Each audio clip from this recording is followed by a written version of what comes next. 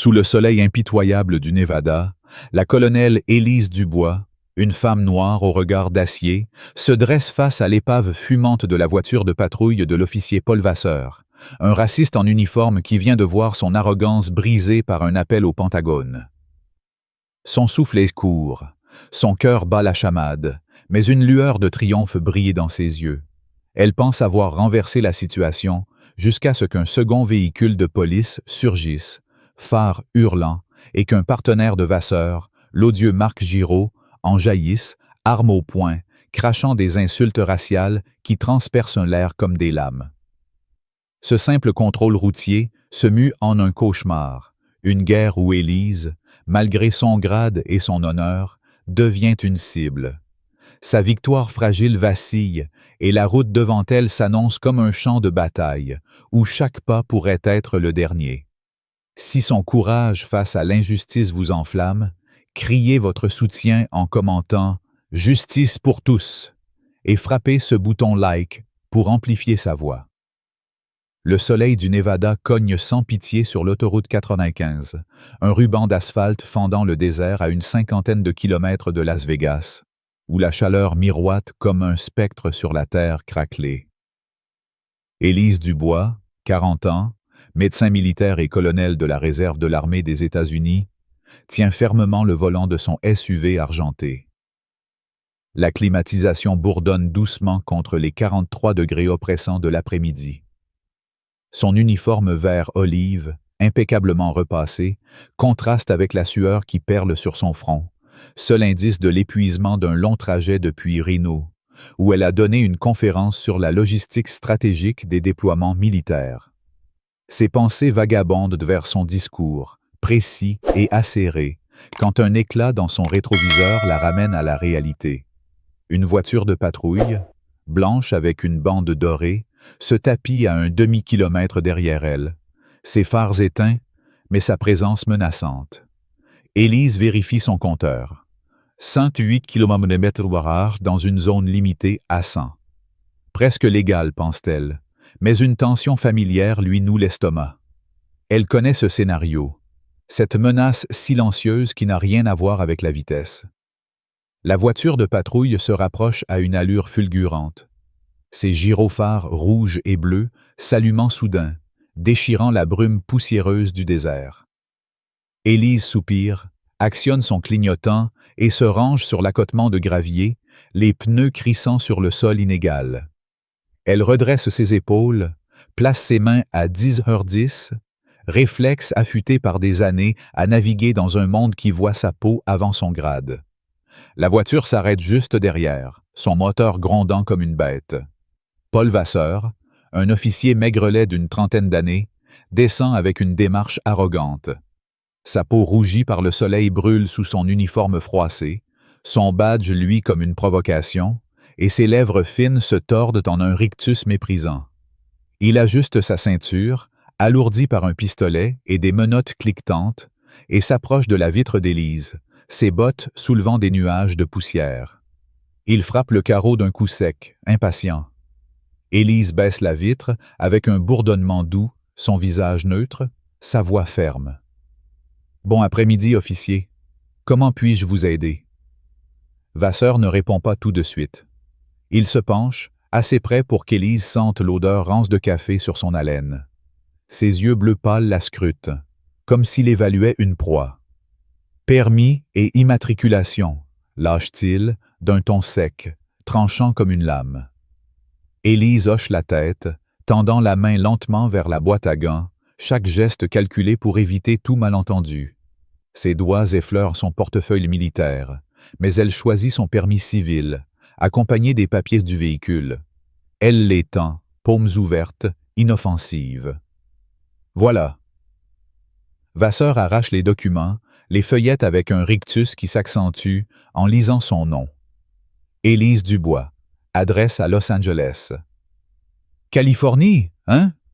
Vous autres, vous pensez toujours que la route vous appartient, marmonne-t-il, assez fort pour qu'elle entende. Le « vous autres » claque comme une gifle, chargée de venin. Élise serre les mâchoires, mais reste calme. Elle est colonel, pas novice. Elle a affronté pire que cet imbécile en uniforme. « Officier, puis-je savoir pourquoi vous m'avez arrêté ?» demande-t-elle, sa voix posée mais teintée d'une autorité discrète. Vasseur ricane, ignorant sa question, et braque sa lampe torche directement dans ses yeux, un faisceau aveuglant. Elle plisse les paupres, main toujours sur le volant, refusant de sciller. « Excès de vitesse ?» grogne-t-il enfin, son ton trop satisfait, trop répété. « 15 km au-dessus. Où vous allez si vite ?» Élise sait qu'il ment. Elle n'allait pas à 115, mais elle ne le contredit pas encore. « Je rentre d'une conférence à Renault, » répond-elle, brève mais polie. « Je n'ai pas vu que je dépassais la limite. Peut-être un panneau m'a échappé. » Vasseur plisse les yeux, comme si sa retenue l'insultait. Il se penche plus près, sa lampe balayant l'arrière du véhicule, sondant les ombres. « Joli SUV pour rouler dans le désert, » dit-il, la voix dégoulinante de suspicion. « Vous transportez quelque chose que je devrais savoir? Drogue, armes, cash ?» Le pouls d'Élise s'accélère, mais son visage reste impassible. Elle connaît ce jeu, l'a vu se jouer dans trop de villes, trop de contrôle. « Non, officier, » répond-elle fermement. « Juste mes affaires et des documents de travail. » Les yeux de Vasseur s'attardent sur son uniforme, les feuilles de chêne argentées sur son col scintillant sous la lumière. Il marque une pause, comme s'il enregistrait quelque chose, puis son rictus revient, plus acéré. « Travail, hein? Qu'est-ce qu'une fille comme vous fait dans un costume pareil? C'est l'Halloween avant l'heure? » La moquerie est flagrante, teintée d'un racisme si désinvolte qu'il en est presque paresseux. Élise sent la colère monter, mais elle la contient. « Je suis médecin et colonel dans la réserve de l'armée des États-Unis, » dit-elle, chaque mot clair, défiant, rattaché à une unité médicale à Fort Irwin. Elle espère que son grade le fera reculer, mais Vasseur éclate d'un rire rauque, un aboiement qui résonne contre le SUV. « Bien sûr, ma belle. Et moi, je suis le général de Gaulle. » Joli déguisement, presque convaincant. Il recule, jouant avec son permis comme s'il s'agissait d'une carte de poker, son amusement se muant en quelque chose de plus sombre. « Reste là. On va causer de l'endroit d'où vient vraiment cette voiture. » Il retourne à sa voiture, laissant Élise bouillir dans son siège, la chaleur du désert s'infiltrant par la vitre ouverte. Elle l'observe dans le rétroviseur, sa silhouette penchée sur sa radio, probablement en train de vérifier ses plaques, cherchant n'importe quel prétexte pour aggraver la situation. Ses pensées s'emballent. Ce n'est plus une simple amende. C'est personnel, une démonstration de pouvoir alimenté par la couleur de sa peau et son assurance. Elle a déjà croisé des bigots, en uniforme ou non, mais Vasseur a une lueur dangereuse, une audace qui dit qu'il n'en a pas fini. Soudain, un pick-up rouillé s'arrête à une trentaine de mètres sur l'accotement opposé. Un vieil homme en descend, cheveux gris en bataille, chemise à carreaux tachée de sueur. Il s'approche prudemment, ses yeux plissés sous le soleil. « Tout va bien ici, madame ?» demande-t-il, sa voix tremblante mais ferme. Hank, un retraité du coin, a vu la scène depuis la route et s'inquiète. Élise lui adresse un léger signe de tête, mais avant qu'elle puisse répondre, Vasseur surgit de sa voiture, furieux. « Dégage, vieux !» aboie-t-il, la main sur son arme. « Tu veux finir en cellule, toi aussi ?» Hank lève les mains, reculant, mais son regard croise celui d'Élise, empli de frustration impuissante. « C'est pas juste !» marmonne-t-il, avant que Vasseur ne le pousse à retourner à son pick-up, le menaçant d'arrestation. Le moteur du vieil homme rugit, et il disparaît dans la poussière, laissant Élise seule face à la tempête. Vasseur revient, son rictus plus dur, sa lampe oscillant à sa ceinture comme une arme. « Sors de là, ma fille !» ordonne-t-il, sa voix basse, râpeuse comme une pierre. Le « ma fille » est une gifle, niant ses années de service, son autorité. Élise retient son souffle, la rage bouillonnant, mais elle sait que l'escalade est son jeu à lui, pas le sien. Elle détache sa ceinture, ouvre la portière et descend sur l'accotement. Sa silhouette de 1,75 m droite, malgré la tension. Vasseur la toise, plus grand d'une quinzaine de centimètres, sa peau brûlée tendue sur ses joues anguleuses. Il empeste la sueur et une eau de Cologne bon marché, un mélange âcre qui pique le nez. « Tourne-toi, main sur le capot », ordonne-t-il, son ton chargé de mépris, comme s'il évaluait une proie. Élise obéit, posant ses paumes sur le métal encore chaud du SUV, la chaleur pénétrant sa peau. Elle sent ses yeux percer son dos, entend le cliquetis de ses menottes, puis ses mains s'abattent sur elle, brutales, envahissantes, la plaquant contre le véhicule. « Bouge pas, sale arrogante », grogne-t-il, crachant un juron racial si cru qu'il coupe le souffle. Ses doigts s'enfoncent dans ses bras, sa fouille plus punitive que procédurale, ses jointures râpant ses côtes, ses paumes griffant ses hanches. Son uniforme, symbole de son service, ne signifie rien pour lui. Il déchire sa dignité, cherchant une excuse qu'il a déjà décidé exister. « Tu te prends pour une grosse légume, hein ?» murmure-t-il, son haleine chaude contre son oreille, arrachant les boutons de sa veste. « Ici, t'es rien, juste une moins que rien, que je vais remettre à sa place. » Élise mord sa langue, goûtant le sang, son esprit en ébullition. Son entraînement lui hurle de riposter, mais la survie murmure de tenir bon. Seule sur cette route, sans témoin, elle sait que résister serait un piège. Vasseur termine sa fouille, bredouille, son rictus s'assombrissant. « Reste là », aboie-t-il, ouvrant la portière du SUV sans permission. Il plonge à l'intérieur, un ouragan de mépris, renversant la console centrale, éparpillant stylos et une barre de céréales. Il s'attaque à son sac de voyage, renversant son uniforme de rechange, ses épaulettes scintillantes, qu'il jette comme des ordures.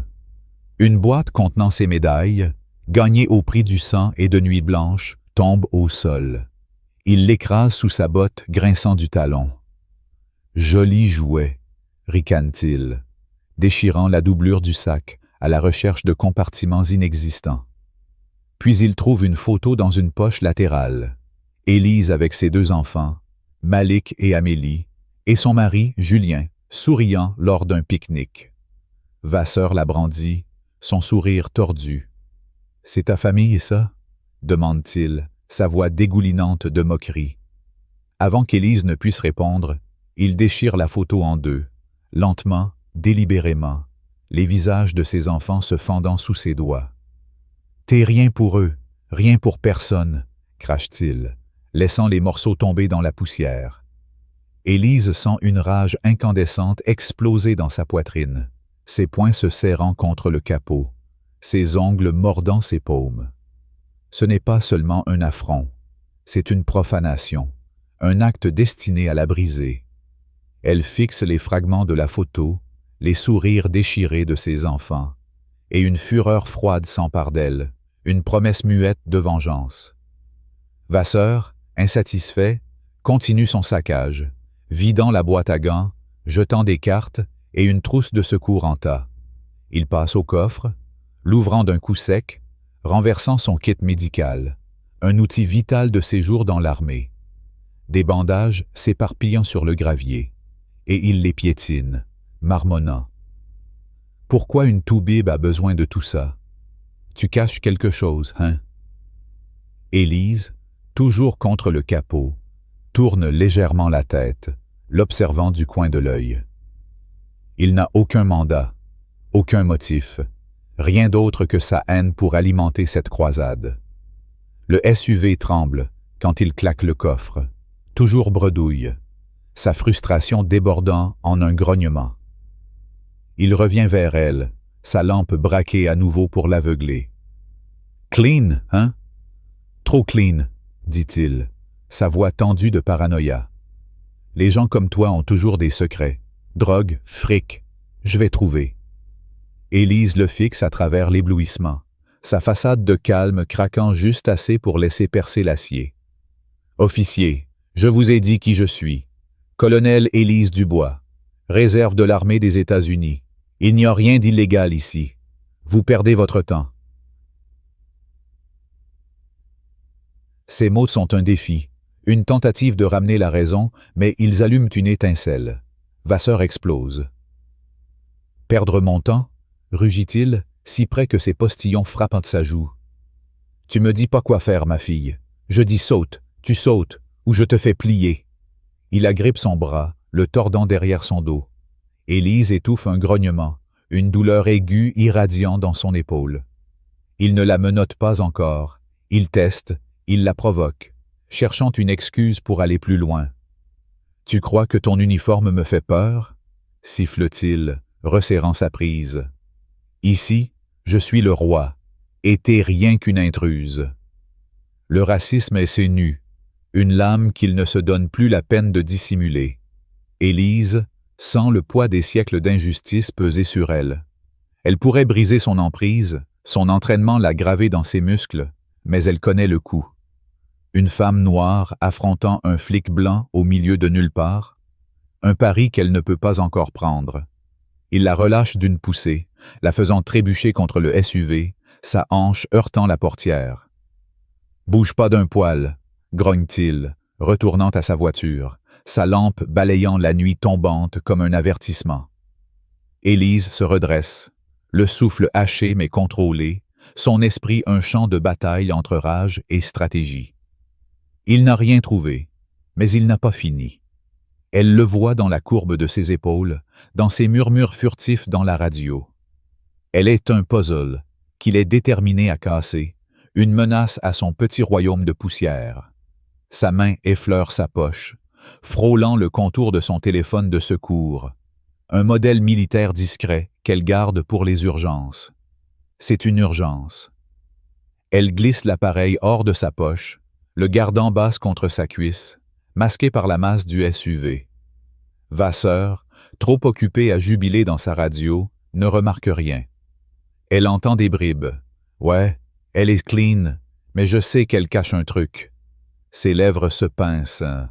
Il construit un mensonge, un piège, et elle ne le laissera pas se refermer.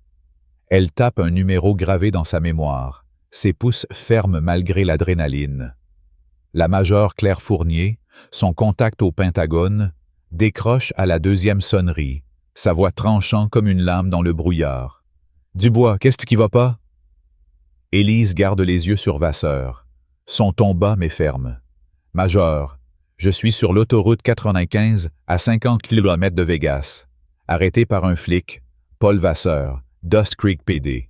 Il me harcèle, a fouillé ma voiture sans consentement, m'a brutalisé, a détruit mon téléphone personnel et une photo de ma famille. Il prétend que je roulais trop vite, mais c'est un coup monté, racial. J'ai besoin d'aide maintenant. » Un silence, puis la voix de Fournier durcit, tout en affaire. « Reste calme, colonel. Mets-moi sur haut-parleur.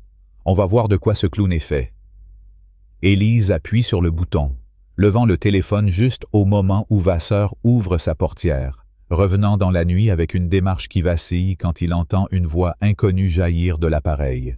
« Officier Paul Vasseur, Dust Creek Police Department », annonce Fournier, son ton d'acier résonnant sur l'autoroute déserte. Ici la majeure Claire Fournier, département de la Défense, Pentagone, branche du renseignement médical. Vous détenez la colonelle Élise Dubois, réserviste active sous mon commandement. Identifiez-vous et expliquez cet arrêt immédiatement. Vasseur s'arrête net, sa lampe tombant à ses côtés, le faisceau dansant sur le gravier. Son visage rougi pâlit sous les éclats rouges et bleus de ses propres gyrophares. Ses yeux passent d'Élise au téléphone, comme s'il tenait une grenade. La sueur perle sur sa lèvre, et l'espace d'un instant, Élise pense qu'il va reculer, son arrogance fissurée. Mais sa mâchoire se crispe, et il s'avance, sa voix montant par-dessus le vent du désert. « C'est pas votre juridiction, madame. Elle est à moi. Excès de vitesse, comportement suspect, tout le paquet. J'ai pas à répondre à une gratte-papier de Washington. » Fournier ne cille pas, Sa réponse glaciale, précise. Faux, officier. Le statut de la colonelle Dubois en fait un atout fédéral. Vous interférez avec une réserviste en mission officielle, violant le titre 10, section Bildos 31. Donnez-moi votre numéro de badge, ou j'escalade au shérif, à la patrouille d'État et au FBI. Choisissez votre poison. Élise observe la pomme d'Adam de Vasseur tressautée, ses doigts frémissant vers sa radio, comme s'il pesait ses chances. Elle se redresse, le téléphone devenu bouclier, son calme masquant la tempête intérieure. L'autorité de Fournier est son atout maître, et elle frappe fort. Vasseur bégaie. Je faisais juste mon boulot, mais sa voix faiblit, se délite. Il essuie son front, marmonnant. Badge 469. Élise sent une lueur de triomphe. Elle le tient. 469. Répète Fournier, cinglante. Lâchez ces documents. Mettez fin à cet arrêt et éloignez-vous de son véhicule. Vous n'avez aucun motif valable. Votre fouille était illégale et nous avons sa déclaration. Dust Creek va recevoir une visite des affaires internes si vous ne coopérez pas. Les yeux de Vasseur se plissent, la fureur perçant sa panique, mais il est acculé. Il sort son permis et ses papiers de sa poche, les jetant sur le capot avec un claquement, son regard venimeux. « Tu te crois maligne, hein ?» crache-t-il à Élise, assez bas pour que Fournier n'entende peut-être pas. Appeler tes gros bonnets change rien ici. Mais il recule, ses bottes traînant, son arrogance dégonflée. Il claque sa portière, faisant trembler la voiture. Élise expire, saisissant ses papiers, ses doigts tremblant légèrement en les glissant dans sa veste. « Merci, Major, » dit-elle dans le téléphone, sa voix redevenue stable. « Je peux partir ?» Fournier répond, brève, protectrice. « Rentre prudemment, colonel. Dust Creek est sous surveillance. Appelle si ce type tente quoi que ce soit. » La ligne se coupe et Élise range le téléphone, l'adrénaline s'apaisant en un soulagement fragile. Elle a gagné ce round. Vasseur, affalé dans son siège, éteint ses gyrophares, son jeu de pouvoir écrasé par un simple appel. Elle remonte dans son SUV, l'intérieur dévasté un rappel amer de sa hargne, et démarre, la poussière tourbillonnant alors qu'elle rejoint l'autoroute. La nuit s'étend devant elle, Vegas un éclat lointain à l'horizon. Elle se permet de croire que c'est fini. Mais le désert c'est mieux. Vasseur n'est pas seul. Son orgueil est blessé, sa malice vivante, et il a des alliés tapis dans l'ombre.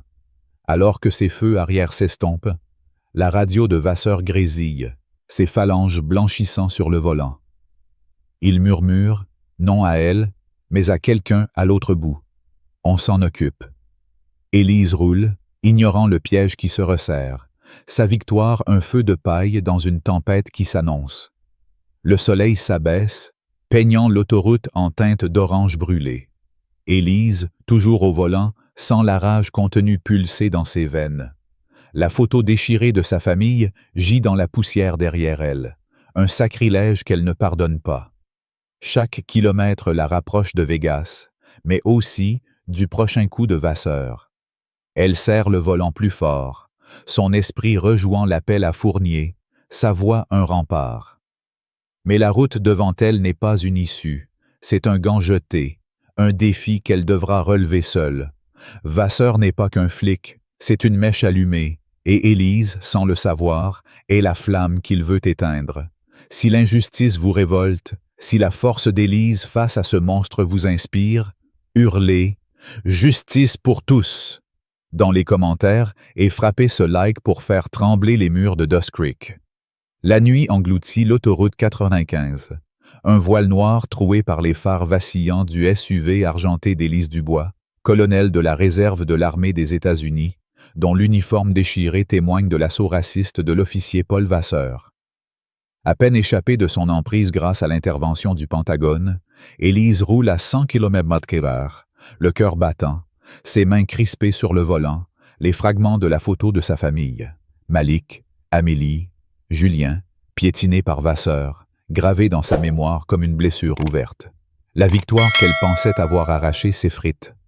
Un crissement de pneus déchire le silence, et des phares aveuglants surgissent dans son rétroviseur. Un SUV noir aux allures de prédateur. Vasseur est de retour. Kelsey, flanqué de son complice brutal, Marc Giraud, et leur chasse n'est plus un contrôle, c'est une exécution.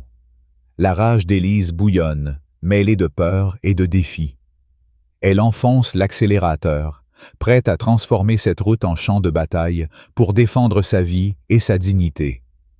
Le désert observe, indifférent, tandis que la guerre s'intensifie, et Élise, seule contre deux monstres, doit survivre à un traquenard où chaque virage pourrait être le dernier. L'obscurité du désert est totale, les étoiles à peine visibles sous l'éclat des phares d'Élise. À 20 km de Dust Creek, le moteur de son SUV rugit, poussé à 110 km/h, mais son esprit est un tourbillon de rage et de vigilance. L'humiliation de Vasseur, ses insultes raciales, la photo de ses enfants déchirés, ses médailles écrasées, brûlent en elle comme un feu inextinguible. Elle jette un coup d'œil au rétroviseur, espérant que les gyrophares de Vasseur ont disparu, mais un éclat soudain la glace. Un SUV noir, juché sur des pneus surdimensionnés, fonce vers elle, ses phares comme des yeux de bête traquant sa proie. Pas de sirène, pas d'avertissement, juste une vitesse brutale. Élise serre les dents, son pouls s'accélérant. « Salaud !» murmure-t-elle, enfonçant la pédale à fond. Le SUV bondit à 120 km/h, ses suspensions gémissant sous l'effort. Le véhicule ennemi gagne du terrain, son moteur grondant comme un fauve. Élise slalom entre les rares voitures, un camion, une berline, ses mains moites sur le volant. Le CB radio sur le siège crache la voix de la major Claire Fournier. « Dubois, statue !» Mais Élise n'a pas le temps de répondre. Le SUV noir la talonne, à moins de 200 mètres. Soudain, un choc violent secoue son véhicule. Un coup de bélier dans son pare-choc arrière. Le SUV d'Élise dérape, ses pneus hurlant contre l'asphalte. Elle redresse, le cœur battant à tout rompre. Mais un second choc, plus brutal, fait trembler la carrosserie. Le volant lui échappe, et le véhicule plonge hors de la route, dans un ravin sec, les pneus crissant sur le gravier.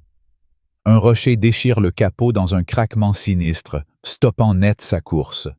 Élise projetée en avant, sent la ceinture mordre sa poitrine, une douleur aiguë dans le cou.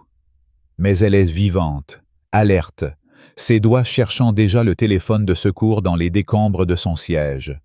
La poussière envahit l'air alors qu'elle scrute le pare-brise fissuré. Le SUV noir s'arrête à 20 mètres, ses portières s'ouvrant à la volée.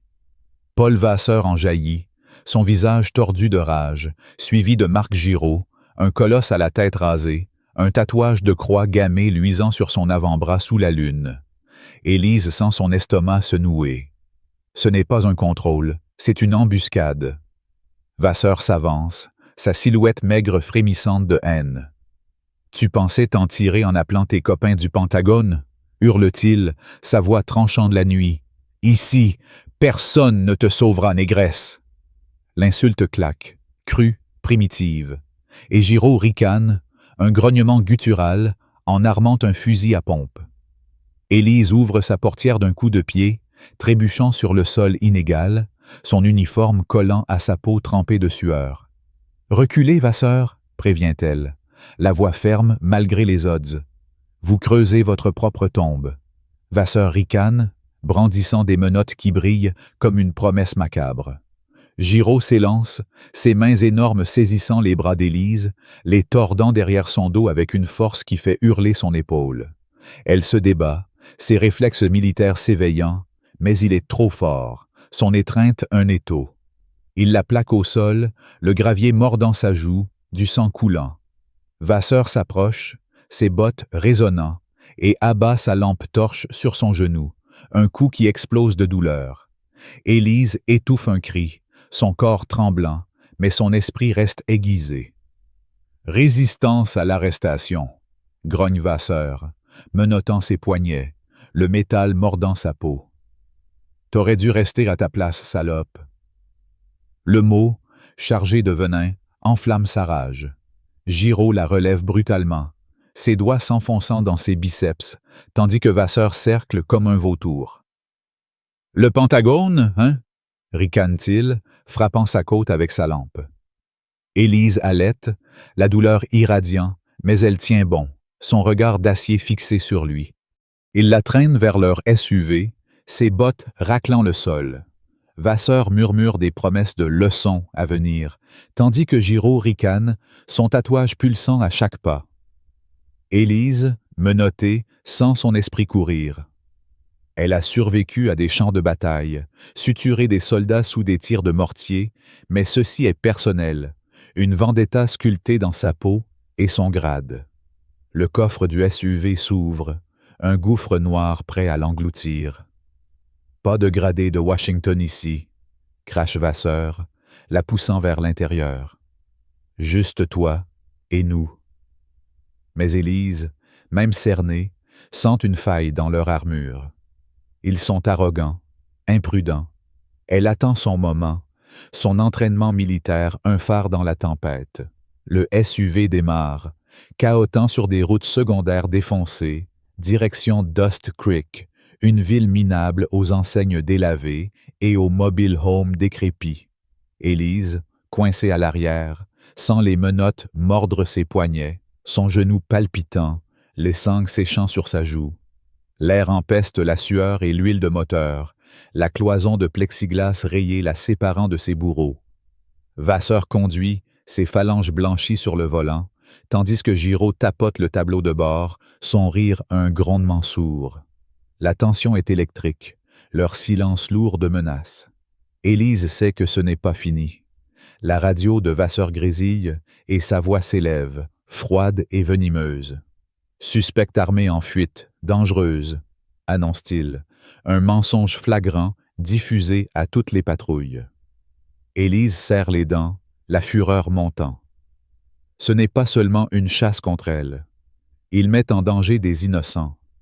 Soudain, un crissement de pneus retentit à l'extérieur. Une berline surgit sur la route, ses phares vacillants. Une famille, un couple et 2 enfants, à l'intérieur, ralentit en voyant le SUV de police. Vasseur furieux klaxonne et accélère, forçant la berline à se ranger. Mais Giraud, riant, tire un coup de fusil par la fenêtre, brisant le pare-brise de la berline. La voiture dérape, heurte un panneau et s'immobilise dans un nuage de poussière. Élise hurle intérieurement, impuissante, tandis que les cris des enfants résonnent dans la nuit. « Vous êtes des monstres !» siffle-t-elle, sa voix tremblante de rage. Vasseur se retourne, son rictus cruel. « Ferme-la, ou t'es prochaine. » La berline reste immobile, une famille innocente victime de leur cruauté, et Élise sent une colère incandescente l'envahir. Ces hommes ne sont pas des flics, ce sont des criminels, et elle jure de les faire tomber. Ils arrivent à Dust Creek, s'arrêtant devant une station de police en Parpangs, son enseigne, shérif, clignotant faiblement. Giraud ouvre la portière arrière, tirant Élise dehors, son genou cédant sous son poids. Il la pousse vers l'entrée, ses doigts meurtrissant son bras. Vasseur marche devant, ses bottes claquant sur le béton fissuré. Dans le hall sombre, l'air sent le moisi et la cigarette. Un adjoint, un homme bedonnant au badge marqué « Leclerc », lève les yeux de son comptoir, un sourire narquois aux lèvres. « Qu'est-ce qu'on a là ?» demande-t-il, ses yeux luisants. Vasseur jette le permis froissé d'Élise sur le comptoir. Résistance à l'arrestation sur la 95. Excès de vitesse, agression. Une vraie faiseuse de troubles. Giraud hoche la tête, craquant son cou. « Elle a essayé de me frapper », ment-il, sa voix grave. Élise, le sang séché sur la joue, se redresse, son uniforme en lambeaux. « C'est un mensonge, » dit-elle, la voix claire. « Je suis la colonelle Élise Dubois, réserve de l'armée. Ils m'ont attaqué, poussée hors de la route. Je veux un avocat, maintenant. Le clerc ricane, regardant ses feuilles de chêne comme si c'était des bijoux de pacotille. Armée, hein? Bien essayé, princesse. T'es une vagabonde jusqu'à preuve du contraire. Vasseur s'approche, son haleine chaude de colère. Elle est pleine de conneries, le clerc. Vérifie si tu veux, mais elle va au cachot. Le clerc tape paresseusement sur un clavier, l'écran affichant aucune condamnation, mais il s'en moque. Clean? Ça veut rien dire, marmonne-t-il, notant son nom comme Jane Doe, conduite désordonnée. Élise sent son estomac se tordre. Ce n'est pas de l'incompétence, c'est un mur, un système conçu pour l'enterrer. J'ai des droits, dit-elle, tranchante. Téléphone, avocat. Vous violez le protocole. Le clerc sourit, hochant la tête vers Giraud, qui l'empoigne à nouveau. Ici, on fait nos propres règles. Il la traîne dans un couloir étroit, les néons clignotants, l'odeur d'eau de javel et d'urine piquant le nez. Une porte en acier s'ouvre sur une cellule de 3 x 3 mètres, les murs couverts de graffitis racistes. Rentre chez toi, négresse, et une croix gammée gravée à côté. Giraud la pousse à l'intérieur, les menottes mordant plus fort. Vasseur ricane, son titre de « colonel », une moquerie. Profite de ton séjour. Il la détache enfin, et elle frotte ses poignets, du sang tachant ses paumes. La porte claque, le verrou cliquette, et leurs bottes s'éloignent, le rire de Leclerc résonnant. Élise est seule, le froid de la cellule pénétrant ses os. Elle arpente l'espace minuscule, son genou douloureux à chaque pas. Un banc rouillé, un évier fissuré goûtant dans un coin, une ampoule mourante au plafond. Son uniforme est en ruine, ses médailles perdues, son grade ignoré. Dust Creek est une machine huilée par le préjugé, et elle laisse broyer. Mais Élise n'est pas brisée. Elle s'assied sur le banc, grimaçant de douleur, et fouille son col. Une épingle à cheveux, relique de son chignon de Rhénaud, scintille sous la lumière faible. Son pouls s'accélère, une étincelle d'espoir. Elle la détache, le métal frais dans sa paume, et s'agenouille près de la porte, l'oreille tendue. Un ronflement lointain. Leclerc, endormi à son poste. Vasseur et Giraud sont partis, leur SUV grondant au loin. Ils pensent qu'elle est vaincue. Ils ont tort. Élise glisse l'épingle dans la serrure rouillée, ses mains de chirurgienne précisent malgré la douleur. Elle tord le métal, sondant les goupilles, chaque cliquetis un risque. La sueur perle sur son front, l'ampoule vacille, mais la première goupille cède, puis la seconde, la troisième. Après 10 minutes, la serrure clique, la porte s'entr'ouvre. L'odeur de l'air libre, javel et poussière, la frappe. Elle pousse la porte, le grincement des gonds la crispant, et jette un œil dans le couloir. Leclerc dort, une tasse de café à moitié vide à côté de lui. Elle avance, ombre silencieuse, ses bottes muettes sur le linoléum. Un tableau de clés brille derrière Leclerc, une étiquette marquée « Patrouille 3 », un pick-up. Elle s'approche, le souffle suspendu, chaque pas un fil tendu. Leclerc grogne, bougeant, et Élise se fige, le cœur battant. Il se rendort, bavant sur sa chemise. Elle attrape les clés, étouffant leur cliquetis, et se glisse vers une porte latérale marquée « Garage ». Déverrouillé, négligence typique. Le garage est un entrée étroit, 2 voitures de patrouille et un pick-up Ford usé. Elle trouve Patrouille 3, glisse sur le siège de vinyle, l'odeur de moisi envahissant ses narines. Les clés tournent, le moteur tousse, et elle prie pour que Leclerc n'entende rien. Il ne bouge pas.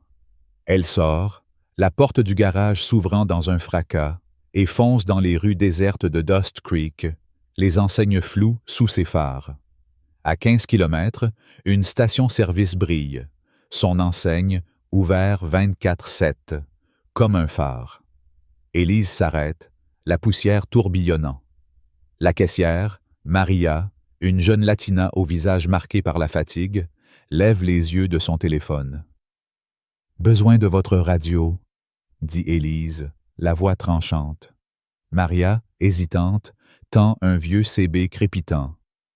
Élise compose le numéro de Fournier, le signal faible, mais tenace. « Dubois, où es-tu, bon sang ?» aboie Fournier.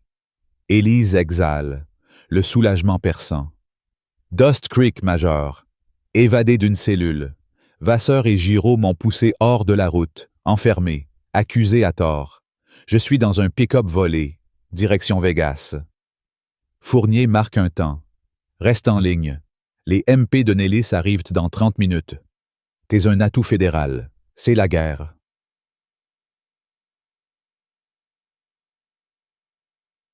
Élise hoche la tête, seule dans la nuit.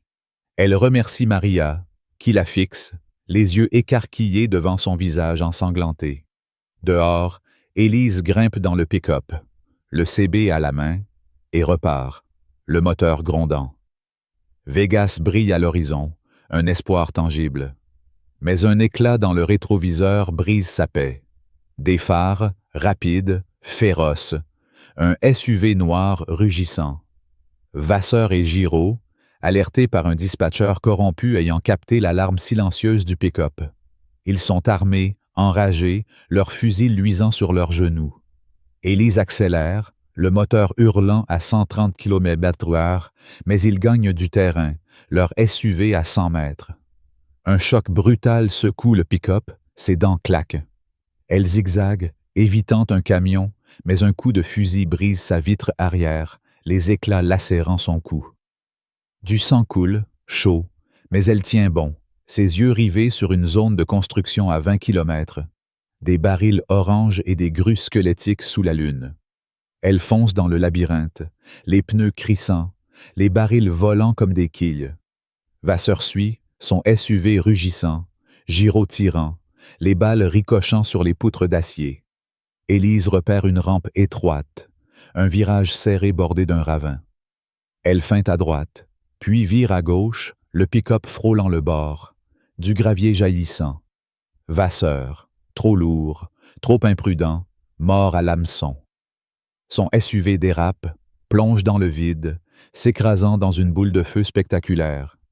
Élise freine, le pick-up dérapant, la poussière étouffante.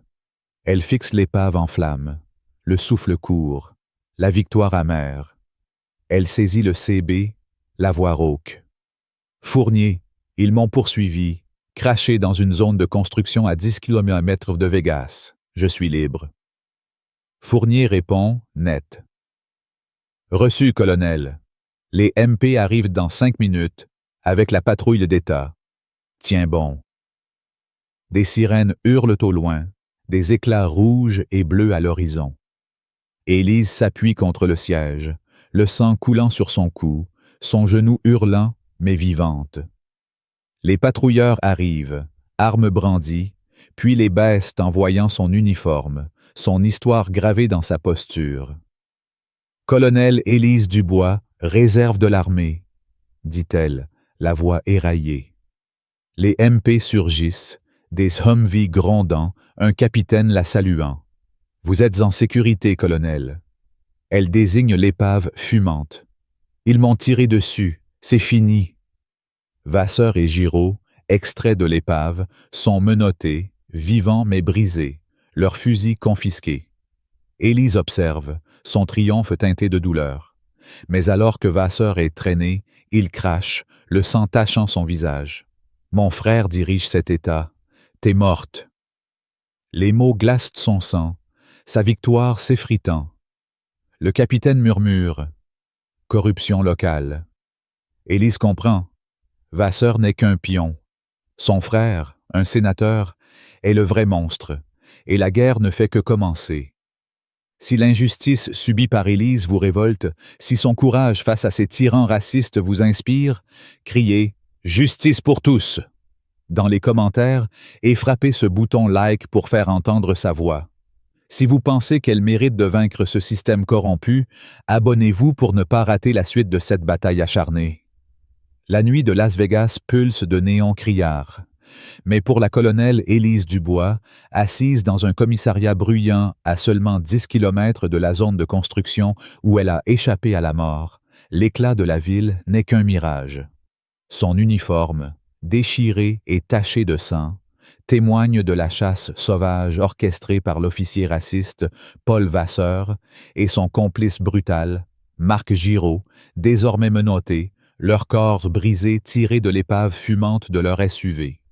Élise, le cou bandé, le genou sous une poche de glace, croit avoir triomphé, son appel au Pentagone ayant ramené les militaires pour la sauver.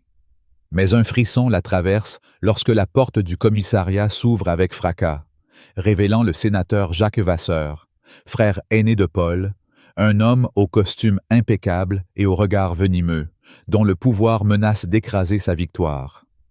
Ce n'est plus une simple embuscade, c'est une guerre contre une dynastie corrompue. Et Élise, seule face à un système qui plie sous l'influence de Jacques, doit se battre pour sa vie, son honneur et la justice, alors qu'un piège mortel se referme autour d'elle.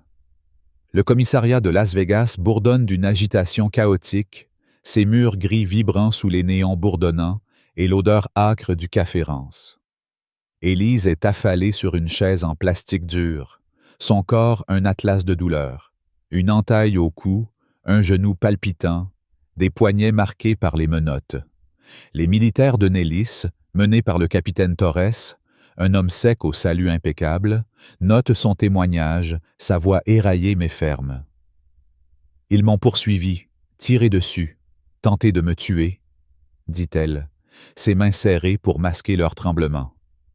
Torres hoche la tête, griffonnant, tandis que les patrouilleurs d'État sécurisent le périmètre, leur radio crépitant.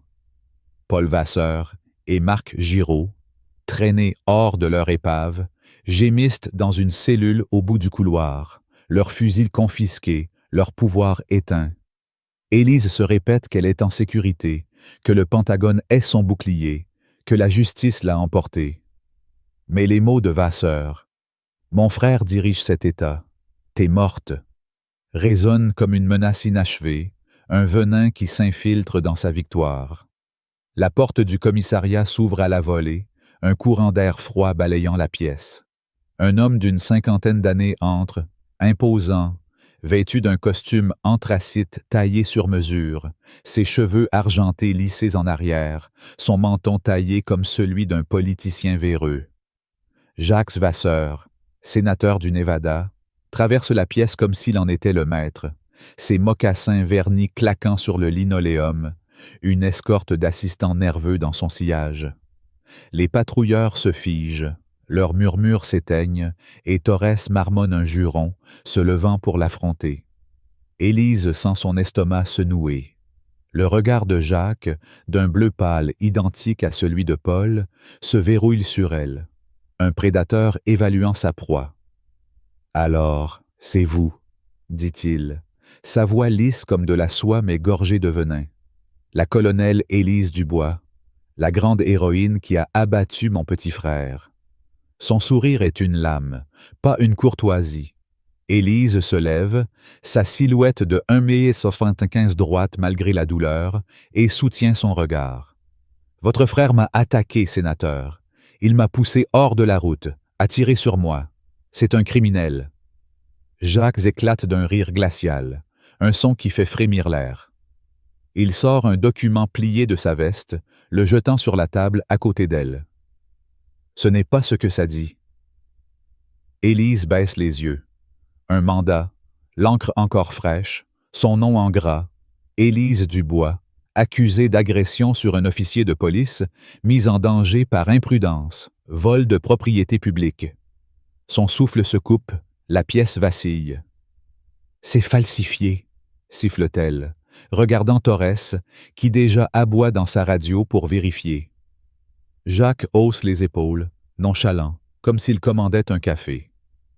Signé par le juge Harrove, un vieil ami. Vous avez agressé Paul, volé son pick-up, mené une poursuite dangereuse. Un héros flic pris en embuscade par une soldate renégate. Voilà l'histoire.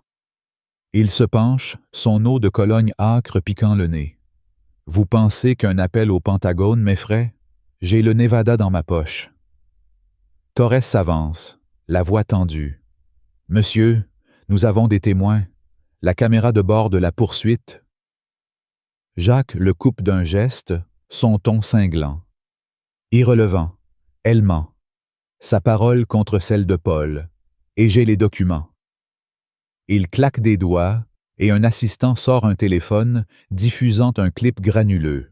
La voix d'Élise, déformée, hurle des insultes à Vasseur lors de l'arrêt, montée pour la faire passer pour hystérique. Son estomac chute. Ils ont transformé son combat en leur récit. Torres grogne. « C'est truqué! » Mais les patrouilleurs hésitent, leurs mains près de leurs étuis, intimidés par la présence de Jacques. « Vous êtes en état d'arrestation, » déclare Jacques, faisant signe à un jeune patrouilleur, un rouquin hésitant, qui s'avance avec des menottes. Élise lève les mains par instinct, puis les baisse, son esprit s'emballant. « Ça ne tiendra pas, » dit-elle, la voix basse, défiant. « Le Pentagone me couvre. » Jacques ricane, son sourire s'élargissant. « Plus maintenant. J'ai parlé à votre major Fournier. Je lui ai dit que vous êtes une voleuse, une instable. Elle revoit votre statut. Vous êtes seul, colonel. » Le mensonge est un coup de poignard. Mais Élise doute. La silence de Fournier sur le CB la ronge. Le patrouilleur menotte ses poignets, le métal cliquant, et Jacques recule, triomphant. « Emmenez-la au comté. Mon centre. Pas d'appel. Pas d'avocat. » Les militaires protestent, Torres aboyant qu'elle est un atout fédéral, mais Jacques brandit un autre document, un ordre de transfert falsifié, et les patrouilleurs vacillent, leur courage pliant sous son regard. Élise est escortée dehors, ses bottes traînant, le brouhaha du commissariat s'estompant. Un vent noir l'attend, son intérieur un vide oppressant. Le trajet est court, 10 kilomètres jusqu'à une prison privée à la lisière de Vegas. Un monolithe de béton hérissé de barbelés, propriété des donateurs de Jacques. Elle est enregistrée rapidement, sans question, son uniforme confisqué comme preuve, et jetée dans un cachot. La porte claque, un clou dans son cercueil. Jacques n'est pas un flic, c'est un monstre, et il l'a enfermé. La cellule est un abîme, plus vaste que celle de Dust Creek, mais pire. 20 détenus, au regard dur, l'observent depuis des couchettes rouillées. Les murs suintent d'humidité, gravés d'insultes raciales. Salle noire, en lettres grossières. L'air, à 21 degrés, est lourd de moisissure et de désespoir. Un gardien, un homme trapu au badge marqué « Vance », ricane en lui jetant un uniforme orange, humiliant. « Ordre du sénateur », dit-il, s'éloignant. Élise se tient droite, nue sous les regards, ses médailles volées, son grade effacé. Une détenue, une femme maigre aux cheveux filasses et à une cicatrice barrant le sourcil, Clara, s'approche, sa voix rauque. « Nouvelle, hein? Qu'est-ce t'as fait pour énerver le grand patron? » Élise soutient son regard. Mauvais endroit, mauvaise peau. Clara ricane, mais ses yeux brillent de malice. Ça suffira. Des pas lourds résonnent. Vance revient avec 2 autres gardiens, des colosses aux matraques luisantes. « Strip », aboie-t-il. Élise se raidit, mais ils ne lui laissent pas le choix. Ils arrachent son uniforme orange, déchirant le tissu, et Vance ricane. Pas de héros ici. Ils saisissent ses médailles, récupérées par les militaires, mais enregistrées comme preuve, et les jettent dans la boue du sol. Un coup de matraque heurte ses côtes, lui coupant le souffle. Il la traîne vers une cellule d'isolement, un trou de 2 par 2 mètres, les murs suintants, un drain puant au centre. La porte claque, plongeant Élise dans l'obscurité, un ray de lumière filtrant par une fente rouillée. Pas d'eau, pas de nourriture, ordre de Jacques, avait jubilé Vance. Les gardiens se relaient pour la narguer à travers la fente. « Tu crois que t'es forte, négresse ?» lance l'un, son ricanement fendant l'air. Il verse des seaux d'eau glacée, trempant son corps nu, la faisant frissonner dans le froid. Élise s'effondre contre le mur, ses côtes hurlant, son genou un brasier. Elle gratte un quadrillage dans le béton avec un éclat de bois. Un morpion pour garder l'esprit vif. Les heures s'étirent, peut-être 2 jours, peut-être 3, le temps flou sans soleil, ni horloge. Son estomac gronde, sa gorge sèche, mais elle marche, 3 pas dans chaque sens, économisant son énergie. Jacques vient la 3e nuit, sa silhouette emplissant la fente, son costume immaculé contrastant avec la crasse. « Aucune colonelle noire ne va humilier ma famille », dit-il, sa voix lisse, son pistolet tapant les barreaux comme un métronome. Il sort une tablette, montrant une vidéo en direct. La maison d'Élise à Los Angeles, ses enfants Malik et Amélie, son mari Julien, encerclés par une foule de manifestants payés, brandissant des pancartes la traitant de traîtresse. « Rends-toi, ou ils perdront tout », menace-t-il, son sourire cruel. Élise sent une fureur blanche l'envahir, ses poings serrés, le bois mordant sa paume. « Vous ne les toucherez pas », siffle-t-elle, mais Jacques rit, s'éloignant, ses mocassins claquant. Les gardiens reviennent, leur provocation s'intensifiant, l'eau glacée trempant ses os, leurs matraques battant les barreaux. Mais une lueur surgit, un jeune gardien, maigre, aux yeux nerveux, glisse un téléphone à clapet usé par la fente. « T'as pas eu ça de moi », murmure-t-il, fuyant. Élise le saisit, les mains tremblantes, et compose le numéro de Fournier. « Major, c'est moi. Prison privée, périphérie de Vegas. Jacques Vasseur m'a piégé, mandat falsifié, pas de nourriture, passages à tabac. J'ai besoin de sortir. » Fournier, furieuse, répond. « Dubois, bon Dieu, on te croyait à Wall. Jacques nous a menti. Les MP arrivent, le FBI aussi. Tiens bon. » Élise cache le téléphone sous son aisselle, l'espoir renaissant.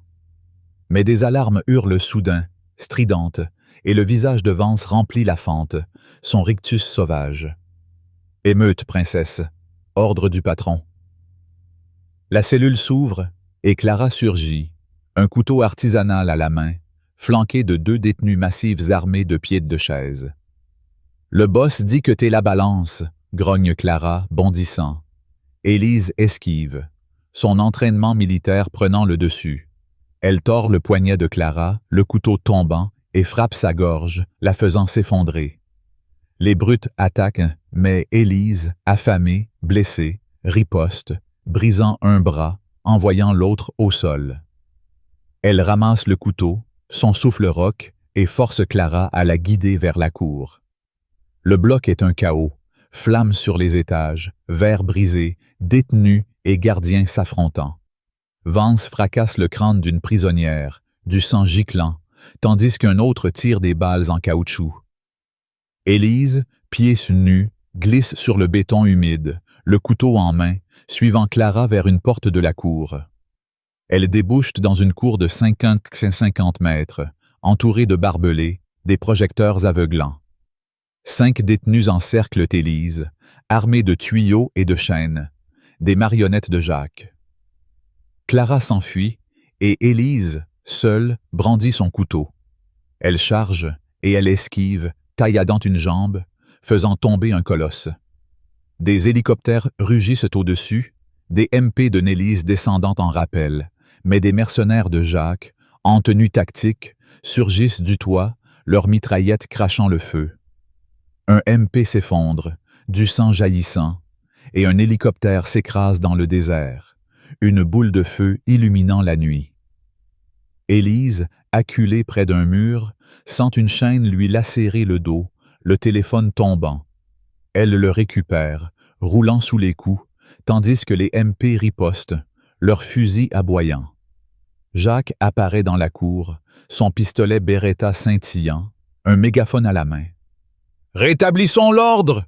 hurle-t-il, son ton dégoulinant de haine. « Cette soldate renégate n'a pas sa place ici !» Élise, sanglante, nue, bondit, désarmant un mercenaire, saisissant son pistolet. Elle tire sur Jacques, ses balles frappant son gilet par balle, le faisant reculer. Paul et Giraud, libérés par Jacques, surgissent, leurs fusils crachant. Élise esquive, ripostant, touchant le genou de Giraud, qui s'effondre. Paul tire, frôlant son cuir chevelu. Jacques, fou de rage, sort un couteau de combat, chargeant. Élise, son pistolet bloqué, le plaque au sol, le couteau à sa gorge. « C'est fini », siffle-t-elle, du sang goûtant sur son costume. Les MP envahissent la cour, maîtrisant les mercenaires. Jacques, menotté, crache. « Tu paieras. » Élise se relève, nue mais indomptable, les MP la couvrant d'une couverture. La cour s'apaise, l'hélicoptère brûlant au loin, mais la menace de Jacques persiste, un venin qui promet une revanche. Si la lutte d'Élise contre cette dynastie corrompue et raciste vous enflamme, hurlez « Justice pour tous » dans les commentaires et frappez ce bouton like pour amplifier son combat. Si vous croyez qu'elle peut renverser ce système pourri, abonnez-vous pour ne pas rater le prochain tournant de cette guerre acharnée. L'histoire d'Élise Dubois, une colonelle noire de la réserve de l'armée des États-Unis, confrontée à l'injustice raciale et à la corruption systémique, est une fresque dramatique qui transcende la fiction pour toucher les cordes sensibles de notre réalité. À travers 3 chapitres intenses, Élise incarne la résilience, le courage et la lutte acharnée contre un système qui cherche à l'écraser en raison de sa couleur de peau, de son genre et de son statut. Chaque épreuve, de l'embuscade humiliante de Paul Vasseur sur l'autoroute du Nevada à la chasse brutale orchestrée par Marc Giraud, jusqu'au piège sophistiqué du sénateur Jacques Vasseur, est une métaphore des combats quotidiens auxquels sont confrontées les personnes marginalisées dans un monde où le pouvoir abuse, souvent de son autorité. Cette histoire, ancrée dans une tension dramatique et une indignation croissante, nous pousse à réfléchir profondément à l'injustice, à la persévérance et à la nécessité de se lever contre l'oppression. Dès le premier chapitre, l'arrêt routier d'Élise par Paul Vasseur, chargé de racisme flagrant, m'a bouleversé. La manière dont Vasseur piétine ses médailles, déchire la photo de sa famille et la réduit à des insultes raciales abjectes est une illustration brutale du mépris systémique. Ce moment, où Élise reste stoïque malgré l'humiliation, m'a inspiré un mélange de colère et d'admiration. Sa capacité à garder son calme, à utiliser son téléphone pour appeler le Pentagone, montre une force intérieure qui défie la violence psychologique et physique. Ce passage m'a rappelé que, face à l'injustice, la maîtrise de soi peut être une arme puissante permettant de transformer une situation désespérée en un acte de résistance stratégique. Le deuxième chapitre, avec l'évasion audacieuse d'Élise et la poursuite effrénée dans le désert, a amplifié mon indignation. L'image de Vasseur et Giraud, tirant sur son véhicule et mettant en danger une famille innocente sur l'autoroute, est insupportable.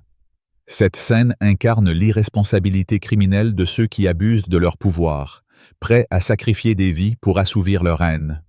Pourtant, Élise, blessée et traquée, trouve la force de crocheter une serrure avec une épingle à cheveux, de voler un pick-up et de piéger ses poursuivants dans un accident spectaculaire. Cette résilience face à une adversité écrasante m'a profondément marqué. Elle montre que, même dans les moments les plus sombres, l'ingéniosité et la détermination peuvent ouvrir une voie vers la survie. Le troisième chapitre, où Jacques Vasseur déploie son pouvoir politique pour piéger Élise, est le paroxysme de l'injustice. La vidéo truquée, les mandats falsifiés et surtout la menace contre sa famille, Malik, Amélie et Julien, m'ont fait bouillir de rage.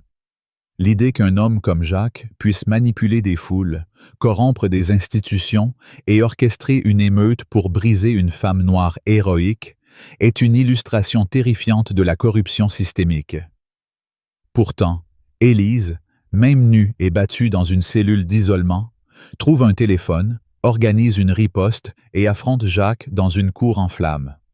Son combat, soutenu par les militaires du Pentagone, est un cri de victoire temporaire, mais la libération de Jacques sur un vice de forme et sa campagne pour le poste de gouverneur rappellent que la justice est un combat sans fin.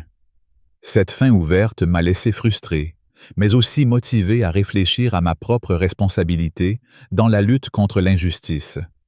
L'histoire d'Élise offre plusieurs leçons précieuses, applicables à notre vie quotidienne, en particulier dans une société où les inégalités et les abus de pouvoir persistent.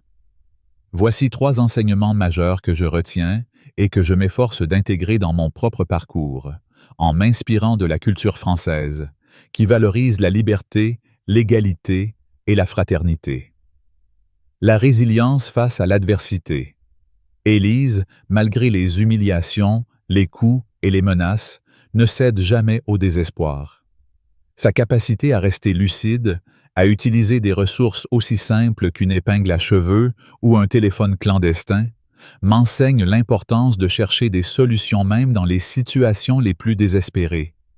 Dans la vie quotidienne, cela signifie ne pas baisser les bras face aux obstacles, qu'il s'agisse de discrimination au travail, de jugements injustes ou de défis personnels. Comme Élise, nous pouvons puiser dans notre force intérieure et nos compétences pour transformer les épreuves en opportunités de résistance. L'importance de la solidarité.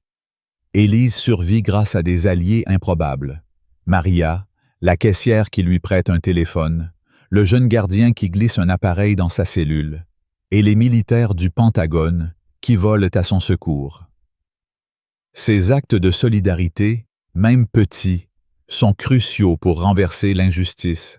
En France, où la fraternité est une valeur républicaine, cela me rappelle l'importance d'aider ceux qui sont opprimés, que ce soit en dénonçant une injustice, en offrant un soutien moral ou en agissant concrètement. Par exemple, signaler un comportement discriminatoire au travail ou soutenir une association luttant contre les inégalités peut faire une différence. Le courage de défier le pouvoir. Élise affronte non seulement des individus comme Paul et Jacques, mais un système entier qui protège les puissants. Sa décision de tenir tête à Jacques, même menotté et menacé, est un acte de bravoure qui résonne avec l'esprit de résistance cher à la culture française, de Jeanne d'Arc à la résistance pendant la Seconde Guerre mondiale. Dans nos vies, cela nous pousse à ne pas fermer les yeux sur les abus de pouvoir, qu'ils viennent d'un supérieur hiérarchique, d'une institution ou d'un système politique. Parler, écrire, manifester, comme le font souvent les Français lors de mouvements sociaux, sont des moyens de faire entendre notre voix et de réclamer la justice. Pour intégrer ces leçons, je m'engage à être plus attentif aux injustices autour de moi, qu'il s'agisse de remarques discriminatoires dans mon cercle social ou de politiques inéquitables dans ma communauté. Je vais m'informer davantage sur les organisations françaises qui luttent contre le racisme et les abus de pouvoir, comme SOS Racisme ou la Ligue des droits de l'homme, et envisager de m'impliquer, même modestement, par des dons ou du bénévolat. De plus, je m'efforcerai de cultiver ma propre résilience en affrontant les défis avec calme et stratégie, comme Élise l'a fait, et de tendre la main à ceux qui ont besoin de soutien, qu'il s'agisse d'un collègue marginalisé ou d'un voisin en difficulté. Enfin, je m'inspirerai de son courage pour oser défier les injustices, même petites, en posant des questions, en signalant des abus ou en participant à des discussions publiques sur l'égalité. L'histoire d'Élise est un rappel brûlant que la justice n'est pas un cadeau, mais une conquête. Elle nous invite à regarder en nous-mêmes, à reconnaître nos propres privilèges et à agir pour un monde plus équitable. Comme Élise, nous devons être prêts à nous battre, à nous relever et à ne jamais accepter que l'injustice ait le dernier mot. Si le combat d'Élise contre l'injustice et la corruption vous a touché, si son courage vous inspire à vous lever pour la justice, alors montrez votre soutien. Laissez un commentaire avec « Justice pour tous ». Pour amplifier sa voix, cliquez sur le bouton « Like » pour faire résonner son histoire et partagez cette vidéo pour réveiller les consciences. Abonnez-vous à la chaîne pour ne pas rater la suite de cette lutte acharnée contre l'oppression. Ensemble, faisant trembler les murs de l'injustice.